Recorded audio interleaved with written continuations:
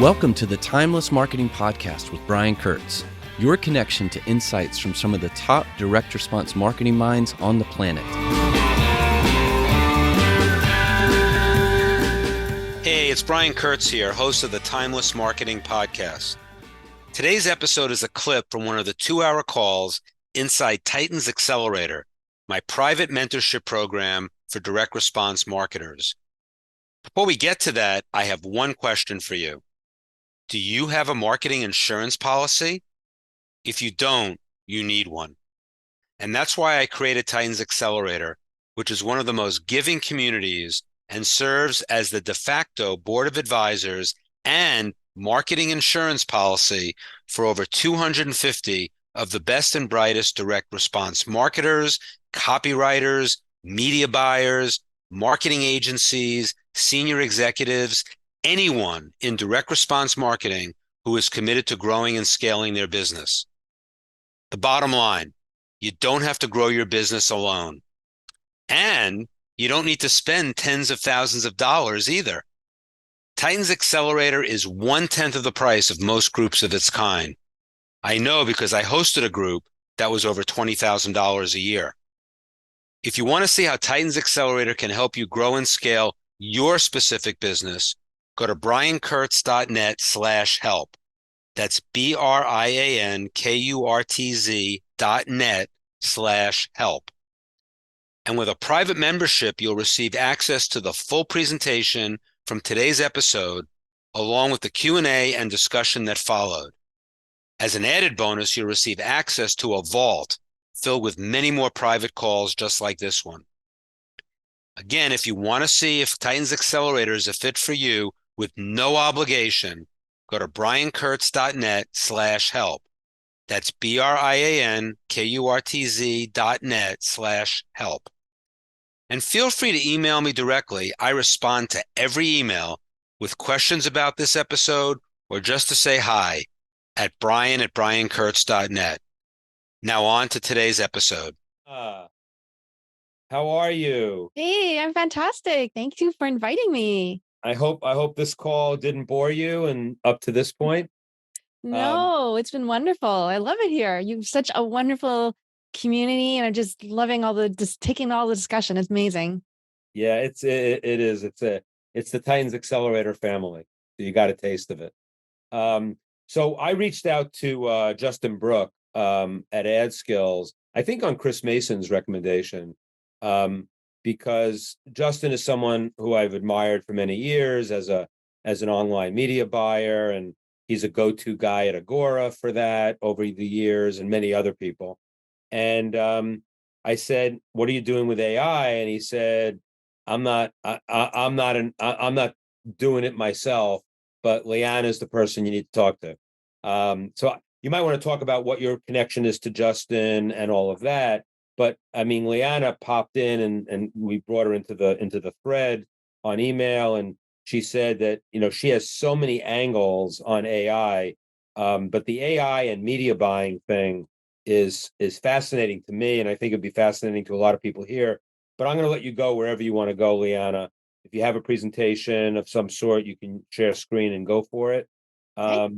But you come highly recommended, highly with a lot of credibility and a lot of successes. So the accelerators are yours, Liana. Thank you so much, Brian. And thank you so much for having me here.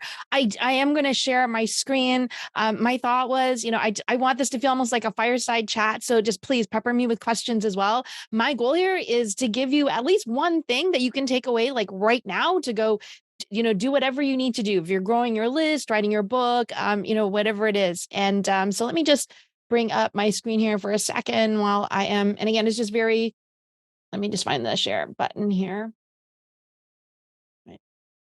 So, based on what I understood that you were really interested in is, I'm going to share with you how I'm using AI with paid traffic, specifically Facebook ads, to basically lower the acquisition costs, increase ROAS, and all that. And because it was in the comments, if we have time, for Ken, I'll also quickly go through the framework of how you can write your book really easily too. And anything else that you guys want. I'm an open book, so again, I just wanted to say, feel free to just literally ask me anything.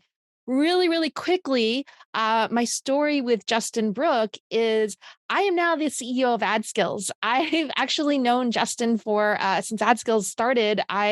He likes to tell everybody I started with a scholarship. I did. I'm in Canada, so of course the first thing I asked him was, "Hey, is there like a discount because of the currency conversion rate?" So he said, "Okay, fine, we'll do it." And that's how I kind of got into AdSkills. And I've been a member there. It is like it's my family there too. And that's how I started to get to know Justin and become more and more and more involved in the community and just helping with the community there. And it evolved into our discussions where I acquired the majority stake in the company as of November of last year. I do have my own agency as well. I believe it's really important to keep my boots on the ground, stay in the trenches. I work with a handful of clients only since my main focus is on AdSkills, but I do also have my own agency and just really enjoy that as well. Also, just really, really quick, in case you didn't know me, I just wanted to, let me see if I still have it on the screen here, but maybe I took it off. Super, really, really quick random facts about me. If you don't know me, I'm in Toronto, Canada. I actually started my professional life as a lawyer. I was a litigation corporate lawyer for about 10 years. I am obsessed. You are truly a recovering attorney. I am. I am obsessed with escape rooms. We have a lot here in Toronto. Love escape rooms. And I was also a concert harpist for 8 years as well. So that's sort of like where my stuff. I have.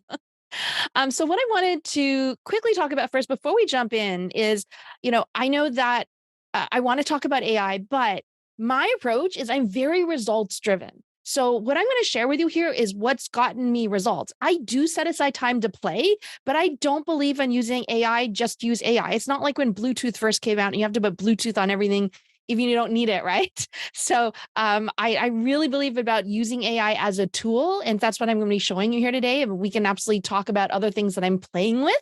The other thing too is I also don't believe in completely getting rid of every single human. I know we have some copywriters here and business owners and all sorts. I do hire, like I have a copywriter or a Tanner. He's amazing. But I try and keep him for the more higher strategic things and figure out what can I use AI to do some of the stuff that he's like probably just way too qualified to do, and then use it to get information to him. So I didn't want anybody to think, oh, I'm like one of those people where it's just get rid of all the humans and just do AI. I believe in results, and I believe in how we can integrate it more with our humanness, and keep that in there. So I'm just going to jump right in here in terms of like how I'm leveraging AI and automation. And I did want to point out here that I always love talking about this is, the iron triangle. This is why I love AI so much. And this is my thinking behind how I'm using it. I'm sure we've all heard of the iron triangle, right? We can only usually get 2 of these, cheaper and better or cheaper and faster. Well, with AI and automation, we can now get all 3 of these. So I'm not only thinking, and I do this in my business processes as well, I'm thinking, how can I be faster or how can I do it cheaper? But then I'm also saying, how can I do it better?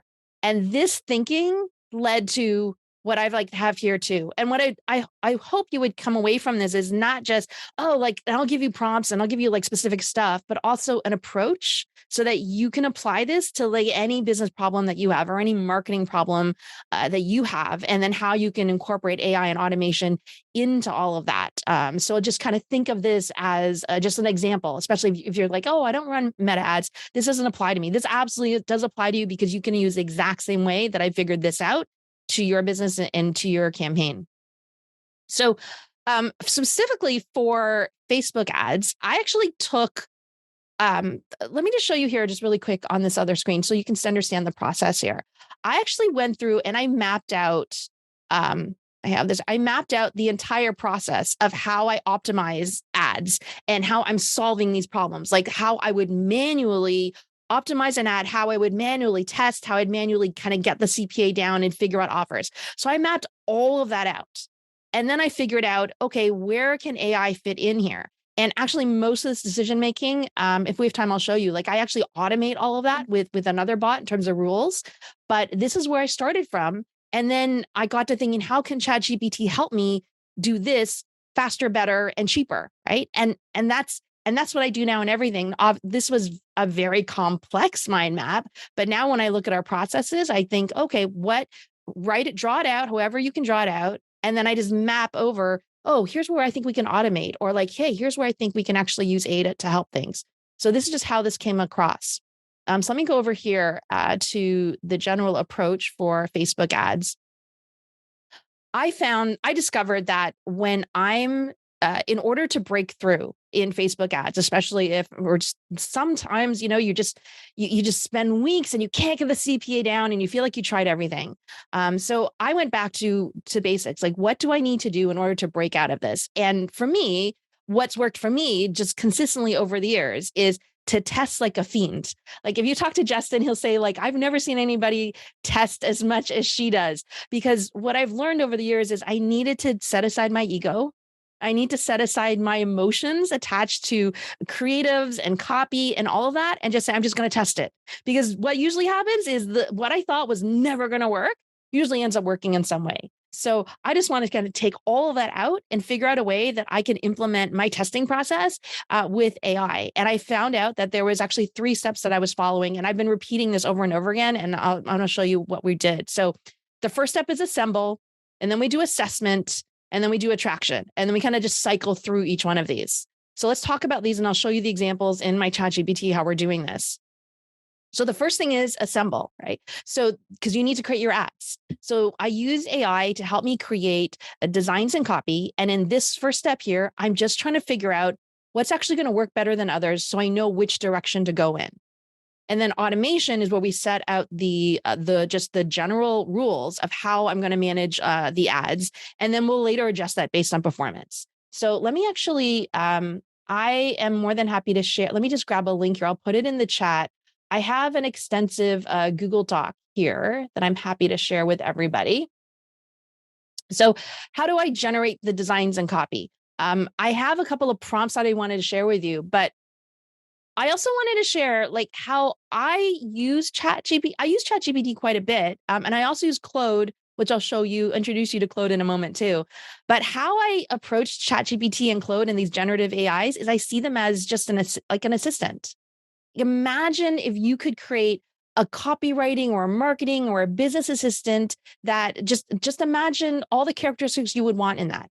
And pretty much AI could probably fulfill all of those. So I just see this in the same way as I would just give instructions to a team member. But having prompts absolutely helps. But I do not believe you have to have this huge encyclopedia of prompts to try and keep track of all of them. It gives you an idea of how you can better instruct them, and gives you different ideas to if maybe you didn't imagine how you can do it this way. But that's really how I see things. The other reason too is AI is sort of like your assistant too, right? Everybody responds in a different way. So putting in the exact same prompts, as I'm sure some of you have found, is it's just going to give you a different answer. So I think the much more helpful is how can we get it to answer the way we want? So I always start with something. When I start just assembling something, what I'll do is I'll just come over here. I'll either feed the information into ChatGPT, or if you want to, like, again, you can use a plugin, or you can use anyone that you want to actually read the URL of the landing page. And the first thing I'll do is I'll just ask it to write the Facebook ad. That's it. That's just where I start first. Again, I'm not a copywriter, so I just try and do something really quick so I can get something down. And then this is what I do next. So let me just see if I have the frameworks here. I might choose a different framework. Like I just want to try something, and there's a lot that I have here. But I would just, if you just want to choose 3, just go for that. You can ask it to randomly choose these. So I just wanted to get started with something. So I'll ask it to just create some hooks. I'll ask it to create some of the body. I do have a variety of frameworks. I have like 17 frameworks that I go through, but you can just pick one. Like you just want to pick something to start off with. And especially if you're using the Advantage Plus shopping campaigns, what's really nice about those is you can load, I think, up to 100 or more than 100 ads if you wanted to, but you can just load them all up with stuff to test. But what I like to test first is I like to test the messaging first. I'll use the same image, and then Or I'll flip it and I'll just test all the images and then test the copy. It doesn't matter. You just pick one. The key is that you're just testing. So just when I'm creating it, what I want to do is I just want to create a few to start off with. And then this is what really helps me out a lot is I created a round robin prompt here. And Brian's name is not on here, so maybe I should add it. But I just created a round robin prompt to give it as many marketers and copywriters as I can. And what I do is I just put this in here and then I ask it to rewrite the ad for me. And no kidding, like I've also done this. And when we get to the optimization part, I've like just taken winning stuff. And all I've done is I've just put it through this round robin. And, I'll say like, oh, okay, like I have like one right now where just all the versions of the Joe Sugarman ad are like just working. And I'll even take that, my copywriter might write something. So I'll try his copy and then I'll just run it through this round robin every single time. Sometimes if I want to go crazy, I'll like do all of them. Other times I might just say, choose 3 at random and just give them to me. But I wanted to find copywriters and marketers that had very distinct styles. So I'm sure you could probably add to this list better than I can, but I've just sort of been using this list and been able to get, just been able to get some pretty good results with that. I want the Robert Collier, Frank Kern combo. Yeah. Robert Collier's been actually working for me for quite a few. You probably know why. I don't know why. I guess he invented the sales letter or something like that. That's right. But it's just been, this has really been something that I just keep coming back to over and over and over again. That's been helping me out with just creating better copy. So, like I said, the first thing is I just want to assemble it and just put it there. I don't actually use Midjourney for the designs. I just find like I can just find better stuff just in Canva or Shutterstock or somewhere like that. So I don't stress too much about spending a ton of time just creating computer generated creatives. I think too, it's like sometimes it looks a bit weird, but again, it depends what you're trying to advertise. Again, I just want to get results. So I'll either use, any native stuff that people have, like even if you just did something from your phone.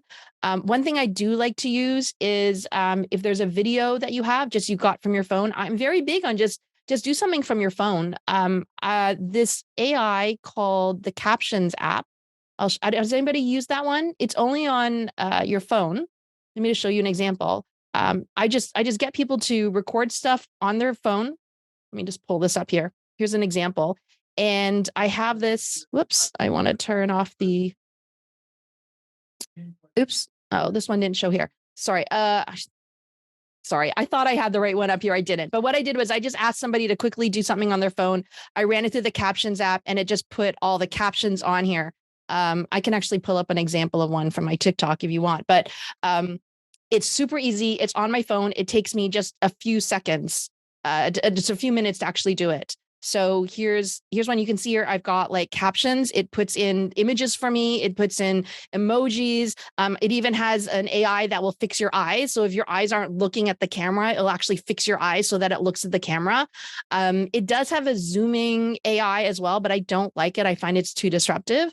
But I just load it up on my phone and away I go. So you can also do this in Descript, but I'm not sure if Descript has the eye contact AI, but really, really helpful. Literally takes just a few minutes. Oh, Descript does have eye contact now. That's great. They did actually just starting to put in this image thing here as well. You can't change the images, but it's also helpful if you're running some longer videos and you just, you have to keep people's attention. So the Captions app on your iPhone is something that I use every single day. And I just find it very, very helpful. If you want to go a little bit crazier, I have been testing out creating different completely just AI videos, which you can also do. Take the Robert Collier script, that's created and just feed it into here. I've used Synthesia, which is what I think a lot of people use. I've just started using marketing blocks because I'll show you why. Let me just run this video here. They have these AI models inside of here. And the pre-made AI models, their whole body moves. It's not just the head. So I picked this AI model and you can see like her hands are moving. It looks kind of natural, right? And I've actually tried this in a couple of videos. I'm going to try it in some ads as well, but this is also something that you also might want to use as well to put that out there. I just want to test a whole bunch of different things. I put it on green screen. uploaded it into Canva, told it to remove the background and just put some backgrounds on it. It worked really well. I find that when you're creating it, it looks weird. So I just uploaded, like this looks really bad. I'll show you guys here. I just uploaded a picture of me here, like a random picture, and it looks horrible, right? Like it's just moving my mouth. This one over here, it's also moving my mouth here. It's sort of starting to make it look like there's some wind in the background, but it's not great. So that's why I don't do that. But if you want to use it for, just have some AI spokesmodels, try that as well inside of your ads. The key here is just to have a variety that you can put in that you can start to test right away in the assemble part. So just get your stuff created, use ChatGPT and I always use it based on, the landing page. By the way, I wanted to show you something here with ChatGPT as well that I just started using this week. Has anybody here tried using the code interpreter? You used it yet? Yeah, I see Chris has used it. Yeah. So what I did is I went to the code interpreter here and I had actually CSV. Let me see if I can find it right here. I had a CSV of survey responses from, here it is.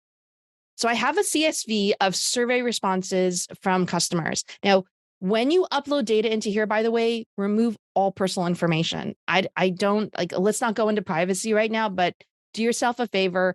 Do not put in email addresses and names, et cetera. So this just has their demographics and their responses in here. So I uploaded this into here. And what I did was I then asked it questions. So first of all, and here it's all here. And by the way, it'll also clean up the data if there's any problems in it. So you can ask it, anything you want. You can ask it, for example, I could say, what types of messaging and marketing approaches would repel these respondents? Okay, I'm just going to tell it to stop generating here. I like to ask it the opposite as well. Yes, this only works in GPT-4 right now. Yes, right now. So I absolutely think paying for GPT-4 is amazing. By the way, I also use, and I'll show it to you, I also use magi.co as well, because that's where I'll introduce you to Claude. But both of those are paid versions and they absolutely paid for themselves over and over and over again. So I like to ask for opposites to get just under my brain going. So I'll ask them for opposites. And then I can also ask it, another thing I did was I asked it to extrapolate. I asked it to please extrapolate the deepest fears and pains that they may not have expressed in the responses, right? So it's going to go through that and it's going to extrapolate based on what it knows, because this data here actually has some demographic data in there, and it's going to do that. The other thing I did with this is I fed it one of the winning Facebook ads that we had as well. And I asked it how well that ad matched and resonated with this audience. And then it told me where it would rewrite it. And so I just told it to rewrite it. And then I put it through the roundtable, so the round robin, and to create more ads. So this is something else you can do as you sort of get started. If you have this data, if you have survey data, put it in here, or even if you just have demographic data or whatever data you have, throw it in here into Code Interpreter and just start talking to it. Ask it questions, give it subject lines, give it any marketing messages so that you can actually start to create, your ads, and you can actually start with a good base. Couple of questions. A couple questions in the chat. So sure. This only works with ChatGPT-4, right? Right now, yes. And Nicole Piper, who's a copywriter, asked that you said Facebook is targeting based on the copy and creative. Is there a way for us to leverage this where we set up the ads, or does Meta do it behind the scenes? So Meta, okay. So what I mean by that is Meta looks at the signals that you put in there. So for example, we were just talking about I think it was like a freelancer campaign, right? And a certain mindset, and they have like certain values. You would want that to come across in your copy and in the creatives. So what'll happen is it'll look. So what happens, first of all, is it takes time. You have to let it explore. Think of it like somebody in a mall and they're just like trying to figure out where's the perfect dress. They're going to go and try in a whole bunch of different stores. They might go back to another store, but eventually they'll figure out what area of the mall they need to be in. So you need to allow Meta time just to kind of do all that exploration. But meanwhile, you just keep having your ads running, the same ads, and it'll look at it. It'll look, oh, maybe like you have a lot of like wanderlust type of imagery there, right? And the text that you put in there, like I just said, maybe you have to talk more metaphorical. Maybe you're telling stories about somebody who's traveling to Bali, and like I don't know if this is the market that we were focusing on, but maybe you have a story about somebody traveling to Bali or Australia, or like their dream location and being able to work by this beautiful swimming pool or something like that. Those are more signals. And maybe you only have images that are all women, or they're women with kids. So then it start, because you can't say, hey moms, right? You can't do that. We have to use metaphors. So Meta is going to look at all of that, and it recognizes those things in your ads. It recognizes phrases. And by the way, that's why people get shut down too, because sometimes they're using phrases that sound too much like MLM, too much like, make money and inauthentic stuff, because it recognizes those patterns. And it'll try and match people to that. And then as people start to respond to your ad, it'll get more data and more data. And then it'll start to figure out where that pocket of people are. Okay. But you need to kind of put those in there. So let me just show you inside of Magi what I like, or Magi. I don't know how he pronounces it. What I like about Magi is he does have, so first of all, it's supposed to be a bit more private than ChatGPT, but he does have something in here that's called custom personas. So I can create personas in here so that when I go and create a chat, I can have that as the default persona. Dustin, who created this software, can explain it a bit better than I can, but this ChatGPT here comes with some default instructions. They did just recently roll out something where you can put your own custom persona in there, but this allows me to choose several of them. So there's some built-in ones here. And what these are is this helps to frame. This is done without all the defaults that ChatGPT has. This has ChatGPT 4 in it, by the way, does not have the limitations, which is another reason why I love it. They have a lot of different things in here that you can choose, a debate expert, et cetera. So you can choose that persona, and then you can just start going at it. I do like to use it too, because I do like to use Claude Advanced. Claude Advanced, the reason why I like to use it is it has 100 token limit instead of ChatGPT, which is much shorter. So I can actually just paste a whole transcript in there. And also it'll give me more output as well. It also, by default, every single one of its chats also reads the internet. So if I'm writing an ad from a landing page, I'll just say, please write a Facebook ad based on this URL. And I'll give the URL, and then I'll read it, and it'll just write it for me. And then I can edit it and do whatever I want with it. But I did put the roundtable in here as well. I do have one here that's Justin Brook. It does recognize Justin. So we're able to just use his voice and some things as well too. But I'll just do this. I'll just put the round robin in, and I'll just start asking it to do stuff for me here.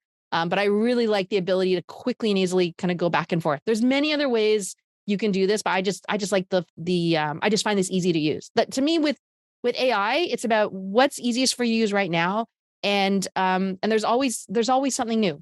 So just pick something that you like, and just make sure that you do know the people behind it, because there's so many things coming up. Like every hour, there's some new SaaS coming up. So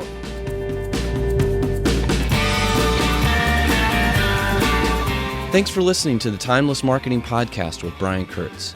Visit briankurtz.net and click podcast at the top of the page for a full transcript and show notes. If you are interested in working with Brian personally inside of Titans Xcelerator, go to briankurtz.net/help to see how Titans can help you grow and scale your business. That's briankurtz.net/help.